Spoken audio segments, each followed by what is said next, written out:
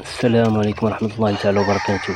كارثة هاد الصباح هذا، طلعت باش نوكل الدجاج ديالي عادي كيف ما القاعدة، بقايا طعام المنزل ومن موراه وجبة ديال الحبوب، يعني تخليطة ديال الدجاج ذرة. فإذا بيا كنمشي نطلع على ديك الدجاجة اللي مقرقة اللي هي ديجا ناضت على البيض، أنا قلت وقيلا حيت يمكن دوك الحشرات برطوها بزاف. تصدمت. كارثة أنني كنلقاها ماتت. من بعد ما كانت ناضت ليا على البيض شي يومين هادي، حيت ليها البيض هبطو من الفقاصة، كنلقاها مسكينة ميتة مكسلة. صدمت. الله. الدجاجة عزيزة عندي، هاد الدجاجة هادي عزيزة عندي، كنت معول عليها أنها زعما إن شاء الله بحول الله تفرخ ليا وليدات بيبي، نشوفها مفرخاهم. مي قدر الله وما شاء فعل. معرفتش المشكل منين، الله. واش من دوك الحشرات اللي كنت كنقول راه دايرين لها بالعينين بالوجه كيمصوا لها الدم، ولا المشكل من انه شي فيروس هذا، ولا ديك الرطوبه اللي كانت فيها، حيت كنت ساد على هذيك ليسباس مخليها في واحد البلاصه متيسعه وكنعطيها الماكله والشراب ديالها.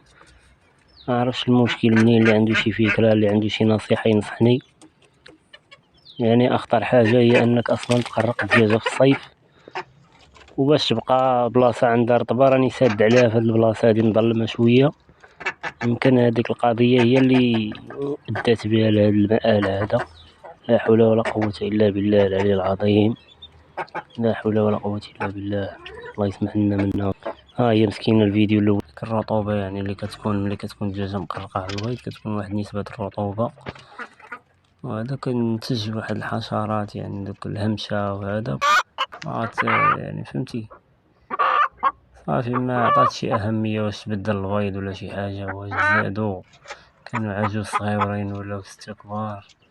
صافي مسكينة رجعت لبلاصتها عادي، الكميات زادت ماشي مشكل. الدجاج البلدي سبحان الله العظيم، يعني سبحان الله، التربية ديالو شكال والولعة ديالو شكال. شو غتبقى تقاد شوية عليها تا تريقلهم. سبحان الله بالله في خلقه شؤون، ادفع من هنا وادفع من لهيه. سبحان الله العظيم، لله في خلقه شؤون.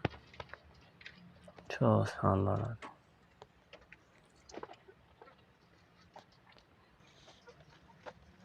هاي الدجيجة ديالنا بعد ما رقدت وارتاحت في بلاصتها، غنردو لها الداغورة هادي كنكاليبها من الفوق، باش الدجاج اللي كيدوز من الفوق يعني ما يديرونجيهاش.